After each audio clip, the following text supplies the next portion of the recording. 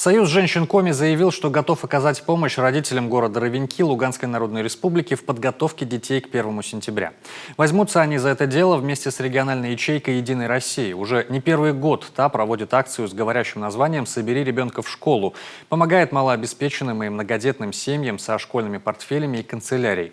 В этом году акцию распространят на подшефной республике донбасский город Ровеньки. Все подробности знает Ольга Коняева. Детям, живущих в Ровеньках, наверное, для них это было бы очень приятно получить школьный портфель, красивый, детский, красочный, почувствовать себя школьником. Не знаю, трудно сказать, как уж они в эти годы ходили в школу. Крепкой традицией для женского сообщества республики стала помощь малообеспеченным и многодетным семьям. Союз женщин Коми всегда на стороне тех, кому нужна поддержка. И сегодня особое внимание тем, кто бежал от обстрелов в наш регион, и тем, кто все же решил остаться на Донбассе, несмотря на ужасы военного конфликта. Отдельная миссия – поддержка жителей города Ровеньки, над которым республика взяла шефство. На этот раз мы решили, что наша акция должна принять более широкие масштабы, учитывая, что готовится к подписанию соглашения с женсоветом города Ровеньки, когда мы берем на себя определенные обязательства быть нужными и полезными друг друга.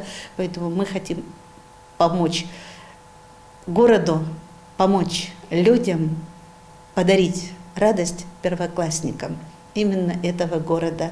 И объявляем уже эту акцию для женщин, женсоветов, муниципальных образований. Портфели, канцелярия, книги и школьная форма. Женщины призывают подруг собрать в школу и ребят из Ровеньков, подарить им самый настоящий праздник знаний. Почему мы должны помогать? Потому что, когда мы проживали мирную жизнь, наши соотечественники, они 8 лет жили с боязнью за свою жизнь, за свою безопасность, когда находились под обстрелами вооруженных сил Украины, когда обстреливали Донецкую, Луганскую Народную Республику. Мы взяли шефство еще над городом Ровеньки, Республика Коми, поэтому мы ответственны за них, за этих людей.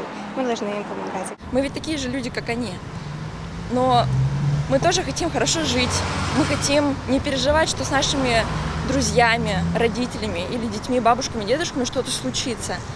Но сейчас они находились и находятся в такой ситуации, когда без помощи никак. Коми взялась помочь восстановить инфраструктуру города Ровеньки Луганской Народной Республики, пострадавшей за долгие годы противостояния с вооруженными силами Украины. Поэтому инициированная женщинами акция вторит стремлениям властей республики, привлекает к созиданию всех тех, кто готов помочь лично. Ольга Коняева, Елена Кононова, Иван Богомолов, телеканал Юрган.